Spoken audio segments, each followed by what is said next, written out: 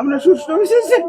আমার 200 হাঁস ছিল, পাঁচটা কাশি ছিল, আমার স্বর্ণ অলংকার, আমার বাড়ির যা কিছু আছে সবকিছু লুটপাট হয়ে গেছে। আমরা একেবারে নিঃস্ব, আমাদের আর অস্তিত্ব নাই স্যার। আমরা আমাদের জীবনের সমস্ত কামাই চলে গেছে। আমরা এই প্রফেসর যে পূর্বদল চাকরি করে ওর নির্দেশে এবং তাহের মাস্টার সোমবার দিন 9 তারিখ আমার বাড়িতে পূর্বদলা কলেজে চাকরি করে এই কালাম প্রফেসর আওয়ামী লীগ সন্ত্রাসীরা আমার বাড়িতে এসে হামলা করে। তার ছোট ভাই তাহের এবং তার ভাতিজা জুয়েল এবং